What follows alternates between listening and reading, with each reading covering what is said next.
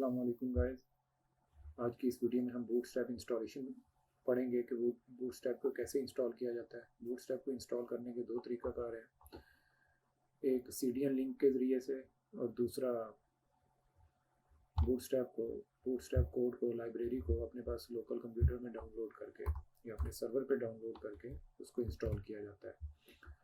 ये हमारे पास एक फ़ाइल है जिसमें हमने सिंपल से HTML के 3-4 टैग्स यूज़ किए हुए हैं। हेडर टैग है, पैराग्राफ टैग है और एक टेबल बना हुआ है और ये उसकी आउटपुट नज़र आ रही है। इस फाइल में अब हम बूटस्ट्रैप को इंस्टॉल करते हैं।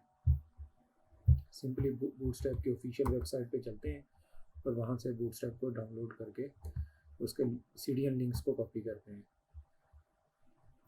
डाउनलोड पेज ओपन करते हैं। डाउनलोड पेज में यहीं पे हमें कहीं सीडीएन लिंक्स मिल जाएंगे। ये सीडीएन लिंक्स हैं, इनको यहाँ से कॉपी करते हैं और यहाँ पे अपने पास यूज़ कर लेते हैं। ये दो लिंक्स हैं। बूटस्ट्रैप के लिए हमें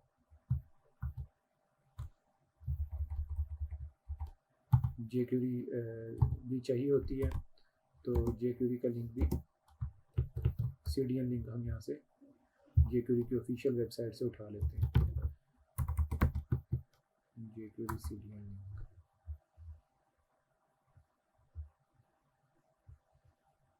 इसके डाउनलोड पेज पे चलते हैं, वहाँ से इसको भी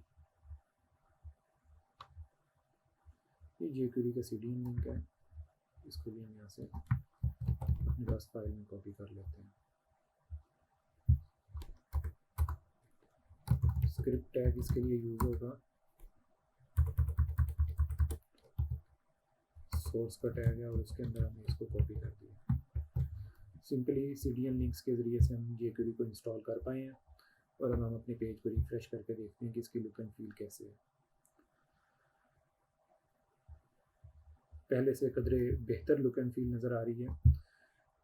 कुछ बहुत ज़्यादा अच्छी नहीं है, लेकिन सिंपल HTML के टैग में थोड़ी सी स्टाइलिंग आ गई है जस्ट इंस्टॉलेशन से ही। अब हम एक टेबल क्लास यूज़ करके देखते हैं कि सिर्फ एक टेबल क्लास जो बूटस्ट्रैप में यूज़ की गई है उससे हमारी CSS कैसे कितनी बेहतर होती है, हमारे HTML कैसे बेहतर होती है। तो ये देखें, जस्ट हमने टेबल क्लास यूज़ किया और हमारी टेबल काफ़ी हद तक बेहतर हो चुका है। अब हम सीडीएन लिंक्स की जगह दूसरा मैकेनिज्म यूज़ करते हैं, तो वो है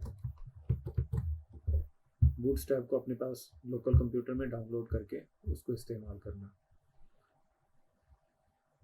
ये इसी एरिया से हम बूटस्ट्रैप को डाउनलोड करते हैं।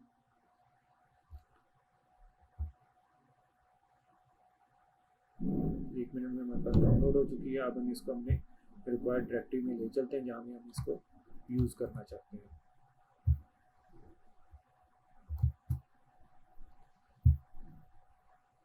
ये हमारी HTML फाइल मौजूद है यहाँ पे, जो जिसमें हम काम कर रहे हैं।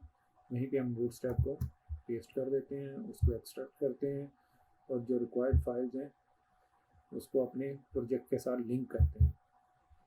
ये देखिएगा यहाँ पे ये सारी की सारी CSS फाइल्स हमारे पास मौजूद हैं इस फोल्डर के अंदर, और यहाँ पे JS फाइल्स मौजूद हैं। ये काफ़ी ज़्यादा फाइल्स हैं, लेकिन हम देखेंगे कि इनमें से जो हमें चाहिए हम वही यूज़ करेंगे, बाकी चीज़ों को हम यूज़ नहीं करेंगे। इस डायरेक्टरी को ज़रा रीनेम कर लेते हैं और फिर हम इसी को यहीं से रख के यूज़ करते हैं। तो हमें जो फाइल चाहिए यहाँ से वो सर दसम है बूटस्ट्रैप min.css। इसको हम अपने पास इंक्लूड करेंगे और इसकी डायरेक्टरी पाथ आप देख रहे हैं यहाँ पे ऊपर नज़र आ रहा है। यहाँ से मैं इसकी फ़ाइल नेम को कॉपी कर लेता हूँ ताकि कोई गलती ना हो। अपनी फ़ाइल में चलते हैं और यहाँ पे इसको लिंक करते हैं। तो लिंक करने के लिए CSS फाइल को लिंक करने के लिए अपनी फ़ाइल के साथ, अपनी कोड फाइल के साथ, HTML फाइल के साथ लिंक का टैग यूज़ होता है। href में जाके हम पूरा पाथ देंगे कहाँ पे हमारी फ़ाइल पड़ी हुई है। बूटस्ट्रैप की डायरेक्टरी में वहाँ पे CSS की डायरेक्टरी है और उधर जाके आगे bootstrap.min.css पड़ी हुई है।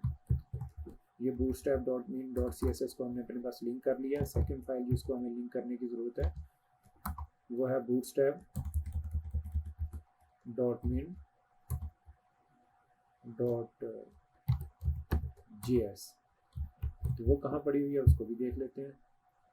तो इस CSS के फोल्डर से हमें सिर्फ एक ही फाइल चाहिए थी, वो हमने अपने पास इंक्लूड कर ली।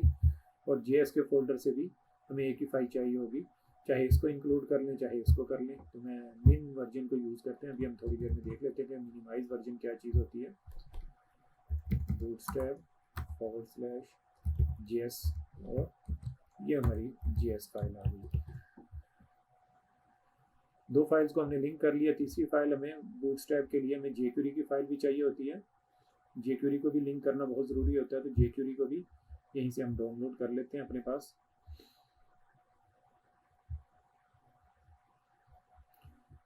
jQuery का कंप्रेस वर्जन डाउनलोड करते हैं। ये jQuery का कंप्रेस वर्जन आ गया, हम इसको Ctrl+S करके अपने पास डाउनलोड कर लेते हैं और फिर इसको यूज़ करेंगे।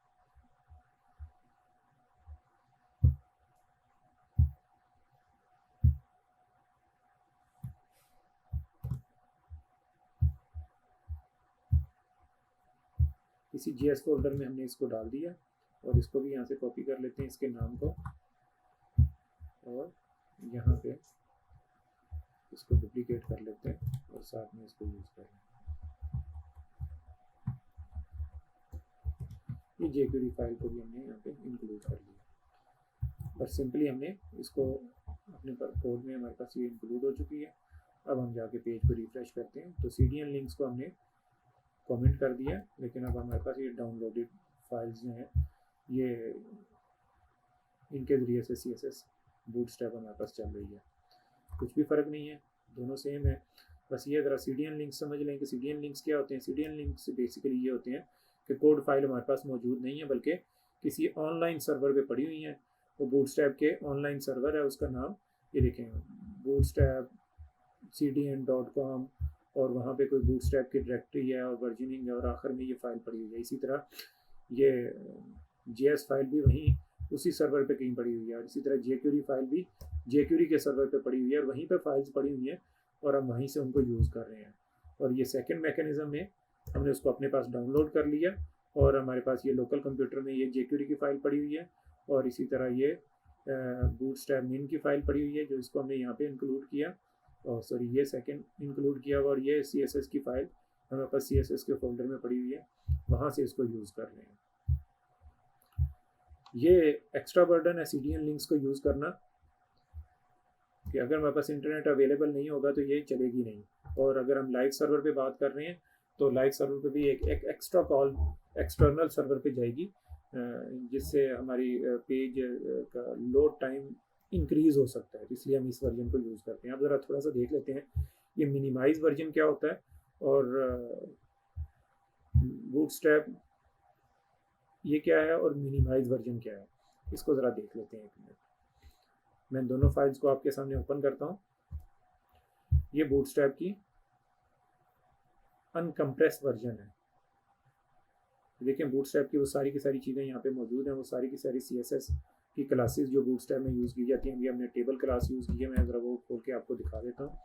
ये देखें बूटस्ट्रैप की टेबल क्लास है और उसके ऊपर सारी की सारी CSS लिखी गई है। जैसे ही मैंने टेबल क्लास अपने टेबल पे इम्प्लीमेंट की तो ये सारी की सारी वहाँ से दिखना शुरू हो गई। और इसकी बनिस्बत अगर मैं यहाँ से मिनिमाइज वर्जन को ओपन करता हूँ तो ये देखें अनकम्प्रेस वर्जन जो है उसका साइज़ 170 KB है, और ये जो कंप्रेस वर्जन है मिनिमाइज वर्जन जो है bootstrap.min.js और CSS ये मिनिमाइज वर्जन है, इसका साइज़ थोड़ा कम है 138 KB है। इसको मैं अगर ओपन करूँ तो ये एक ही लाइन में सारी की सारी वो लाइन, ये CSS इसकी लाइन बहुत ज़्यादा है। अगर नीचे जाएं तो ये ऑलमोस्ट 10,000 के करीब लाइन ऑफ कोड बनता है, 10,000 लाइन ऑफ कोड। हाँ ये देखें 9,000, और अगर यही सारा का सारा कोड इस फाइल में भी मौजूद है, लेकिन सिर्फ एक ही लाइन पे मौजूद है। 6 नंबर लाइन अगर आप देखेंगे तो बहुत लेंथी है और ये बढ़ती चली जा रही है। ये देखें एक ही लाइन पे वो सारा कुछ लिखा गया है, इसलिए इसका साइज़ कदरे बेहतर है, इसीलिए इसको मिन वर्जन कहते हैं, मिनिमाइज वर्जन कहते हैं।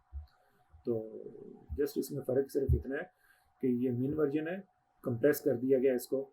जब हम डेवलपमेंट के लिए यूज़ करते हैं बूटस्ट्रैप को तो मोस्टली ये कर रहे होते हैं, और जब प्रोडक्शन या सर्वर पे हम अपने कोड को डिप्लॉय करते हैं तो फिर मिनिमाइज वर्जन JS की और CSS की हम यूज़ करते हैं। होप ये आपको समझ में आ गई होगी। इंशाल्लाह नेक्स्ट वीडियो में नई चीज़ को पढ़ेंगे।